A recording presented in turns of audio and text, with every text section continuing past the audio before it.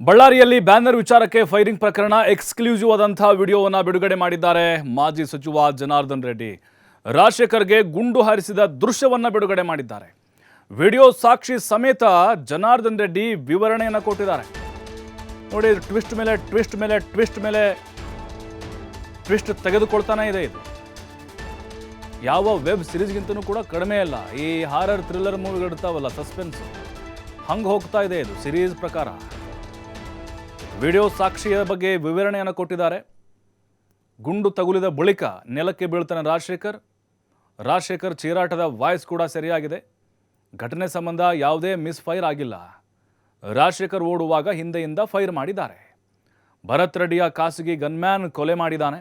ಈ ಘಟನೆಯಲ್ಲಿ ಸತೀಶ್ ರೆಡ್ಡಿಯ ಪಾತ್ರವೇನೂ ಇಲ್ಲ. ಸತೀಶ್ ರೆಡ್ಡಿ ಇದ್ದಾಗಲೂ ಅದೇ ಗನ್ಮ್ಯಾನ್ಗಳಿರ್ತಾರೆ, ಭರತ್ ರೆಡ್ಡಿ ಬರುವಾಗಲೂ ಅದೇ ಗನ್ಮ್ಯಾನ್ಗಳಿರ್ತಾರೆ ಅಂತ ಜನಾರ್ದನ್ ರೆಡ್ಡಿ ಆರೋಪವನ್ನು ಮಾಡಿದ್ದಾರೆ.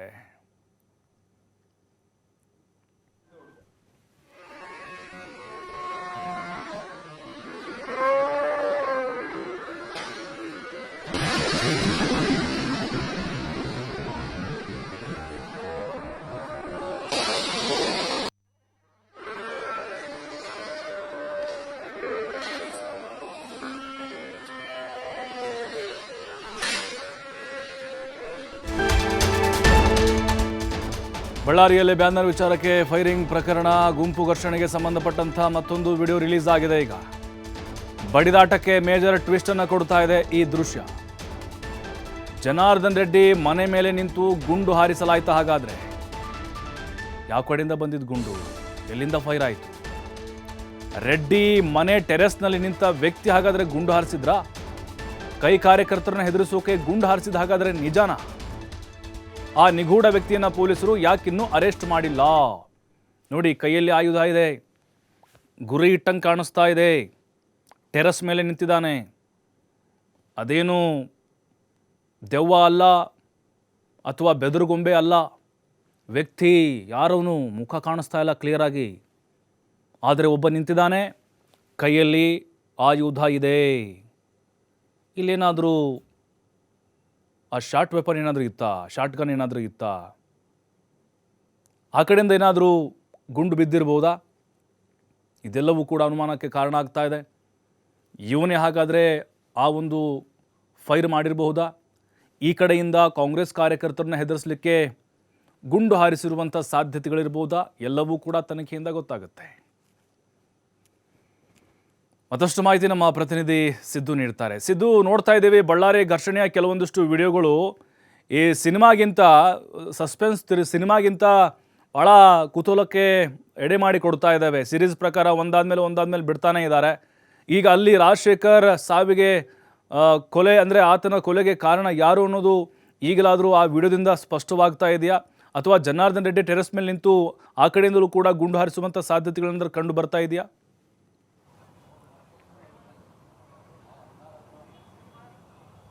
ಖಂಡಿತವಾಗ್ಲೂ ಪ್ರಭು, ಒಂದು ಮಾತನ್ನು ಹೇಳಕ್ಕೆ ಇಷ್ಟಪಡ್ತೀನಿ. ಇದೆಲ್ಲ ಘಟನೆ ಆದರೂ ಕೂಡ ಇದುವರೆಗೂ ಎಲ್ಲಿಂದ ಫೈರ್ ಆಯಿತು ಅಥವಾ ಯಾಕೆ ಸತ್ತೋದ ಅನ್ನುವಂಥದ್ದನ್ನು ಯಾರಿಂದಲೂ ಕೂಡ ಸ್ಪಷ್ಟೀಕರಣ ಸಿಕ್ಕಿಲ್ಲ. ಜೊತೆಗೆ ಇದೀಗ ನೂತನವಾಗಿ IGP ಆದಂಥ ಹರ್ಷ ಅವರು ಕೂಡ ಜಾಯ್ನ್ ಆಗಿದ್ದಾರೆ.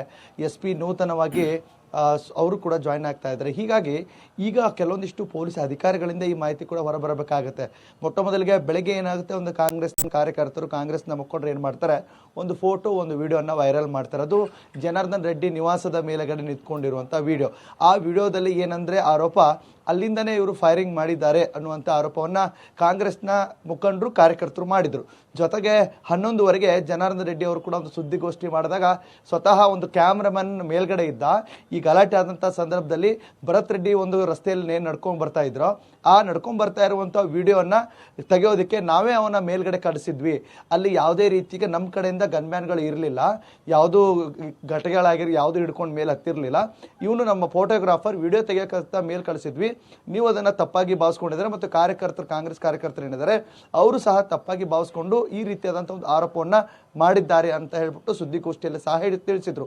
ಅದಾದ ಮೇಲೆ ಒಂದು ಸುದ್ದಿಗೋಷ್ಠಿಯಲ್ಲಿ ಸ್ವತಃ ಅವರೇ ಒಂದು ವಿಡಿಯೋನ ಸಹ ರಿಲೀಸ್ ಮಾಡಿದ್ರು ಮತ್ತು ಈಗ ಸಾಮಾಜಿಕ ಜಾಲತಾಣದಲ್ಲಿ ಕೂಡ ಸಾಕಷ್ಟು ಆ ವಿಡಿಯೋ ಚರ್ಚೆಗೆ ಗ್ರಾಸವಾಗ್ತಾ ಇದೆ. ಯಾವ ರೀತಿಯಾದಂಥ ವಿಡಿಯೋ ಅಂದರೆ ಮೊಟ್ಟ ಮೊದಲಿಗೆ ಖಾಸಗಿ ಗನ್ಮ್ಯಾನ್ಗಳೇನು ಮಾಡ್ತಾರೆ, ಜನಾರ್ದನ್ ರೆಡ್ಡಿ ನಿವಾಸದ ಮೇಲೆ ಫೈರಿಂಗ್ ಮಾಡ್ತಾ ಇದ್ದಾರೆ. ಅಂತ ಫೈರಿಂಗ್ ಮಾಡ್ತಾ ಇರುವಂಥ ಸಂದರ್ಭದಲ್ಲಿ ದಿಢೀರನೆ ಬಲಬದಿ ಮಾಡ್ತಾ ಇರುವಂಥ ಫೈರಿಂಗ್ನ ಎಡಬದಿ ಯಾಕೆ ಮಾಡಿದ್ರು ಅಂದರೆ ರಾಜಶೇಖರ್ನ ಏನು ಹತ್ಯೆ ಆಗಿದೆಯಲ್ಲ, ರಾಜಶೇಖರ್ನ ಹತ್ಯೆ ಆದಂಥ ವಿಡಿಯೋ ಕೂಡ ಅಲ್ಲಿ ಲಭ್ಯವಾಗುತ್ತೆ. ರಾಜಶೇಖರ್ ಜನಾರ್ದನ್ ರೆಡ್ಡಿ ಅವರ ನಿವಾಸಕ್ಕೆ ಒಂದು ಕಲ್ಲನ್ನು ಎಸೆಯಕ್ಕೆ ಹೋಗಿರ್ತಾನೆ. ಆ ಏನು ರಸ್ತೆಯಲ್ಲಿ ಡಿವೈಡರ್ ಏನಿರುತ್ತೋ ಅಲ್ಲಿ ಒಬ್ಬರು ಪೊಲೀಸ್ ಪೇದೆ ಏನು ಮಾಡ್ತಾರೆ, ರಾಜಶೇಖರನ್ನ ಕಲ್ಲು ಎಸೆಯೋದನ್ನು ತಡೆದು ಆತನ ಮೇಲೆ ಒಂದು 2 ಲಾಠಿ ಏಟನ್ನು ಕೊಟ್ಟು ಕಳಿಸುವಂಥ ಕೆಲಸಕ್ಕೆ ಮುಂದಾಗಿರ್ತಾರೆ. ಅಲ್ಲಿಂದ ಹೋದಂಥ ಸಂದರ್ಭದಲ್ಲಿ ದಿಢೀರ್ ಅಂತ ಹೇಳ್ಬಿಟ್ಟು ಖಾಸಗಿ ಗನ್ಮ್ಯಾನಿಂದ ಫೈರಿಂಗ್ ಆಗಿದೆ. ಆದರೆ ಫೈರಿಂಗ್ ಆಗಿದ್ದು ಮೇಲಾಯ್ತಾ ಅಥವಾ ನೇರವಾಗಿ ಈತನಿಗೆ ಟಚ್ ಆಯ್ತಾ ಅನ್ನುವಂಥದ್ದು ಇದುವರೆಗೂ ಇದಕ್ಕೆ ಕ್ಲಿಯರ್ ಆಗಿಲ್ಲ. ಆದರೆ ಜನಾರ್ದನ್ ರೆಡ್ಡಿ ಅವರು ಹೇಳೋದೇನೆಂದರೆ ಇದಕ್ಕೆ ನೇರವಾಗಿ ಖಾಸಗಿ ಇದರಿಂದನೇ ಫೈರ್ ಆಗಿದೆ, ಇದಕ್ಕೆ ಇವರೇ ಕಾರಣ ಅನ್ನುವಂಥದ್ದು ಈಗ ಜನಾರ್ದನ್ ರೆಡ್ಡಿ ಅವರ ಆರೋಪ ಕೂಡ ಆಗಿದೆ. ಈಗ ಪೊಲೀಸರು ಕೂಡ ಇದರ ಬಗ್ಗೆ ತನಿಖೆಯನ್ನು ವಹಿಸ್ತಾಗಿದೆ. ಈಗ ಇನ್ನೊಂದಿಷ್ಟು ಸಾಮಾಜಿಕ ಜಾಲತಾಣದಲ್ಲಿ ಸಹ ವಿಡಿಯೋಗಳು ವೈರಲ್ ಆಗ್ತಾ ಇದ್ದಾವೆ. ಆ ವಿಡಿಯೋಗಳ ಆಧಾರದ ಮೇಲೆ ಸಾಕಷ್ಟು ಜನರನ್ನ ಈಗಾಗಲೇ 76 ಜನರನ್ನ ಬಂಧಿಸಿ ಈಗಾಗಲೇ ಪರಪ್ಪನ ಅಗ್ರಹಾರದಲ್ಲಿ ಇರುವಂಥದ್ದು, ಇನ್ನೊಂದಿಷ್ಟು ಜನರನ್ನ ಬಂಧಿಸುವಂಥ ಕೆಲಸಕ್ಕೆ ಮುಂದಾಗ್ತಾ ಇದ್ದಾರೆ. ಅದರಲ್ಲೂ ಯಾವ ರೀತಿಯಾಗಿ ಬಂಧನ ಮಾಡ್ತಾ ಇದ್ದಾರೆ ಅಂದರೆ, ವಿಡಿಯೋದಲ್ಲಿ ಪ್ರಮುಖ ಆರೋಪಿ ಯಾರಾಗ್ತಾರೆ, ಕಲ್ಲು ಎಸ್ದಿರೋರಾಗಿರ್ಬೋದು, ಗ್ಲಾಸ್ ಬಾಟ್ಲಿಗಳನ್ನ ಎಸ್ದಿರೋರಾಗಿರ್ಬೋದು, ದೊನ್ನೆ ಹಿಡಿದವರಾಗಿರ್ಬೋದು, ಇವುಗಳೆಲ್ಲವನ್ನ ಪೊಲೀಸರು ಕೂಡ ಇಂಚಿಂಚಾಗಿ ಮಾಹಿತಿಗಳನ್ನು ಪಡೆದುಕೊಳ್ತಾ ಇದ್ದಾರೆ. ಆ ಆಧಾರದ ಮೇಲೆ ಅವರನ್ನು ಅರೆಸ್ಟ್ ಮಾಡುವಂಥ ಸಾಧ್ಯತೆ ಸಹ ಇದೆ.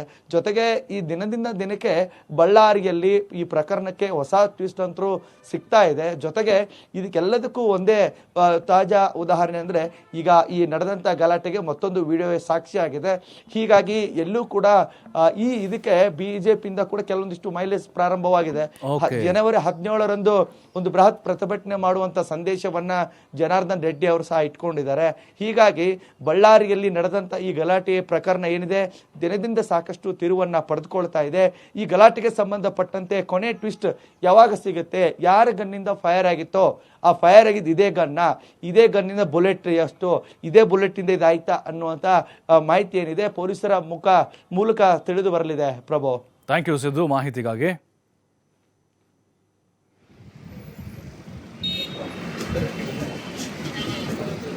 Hey,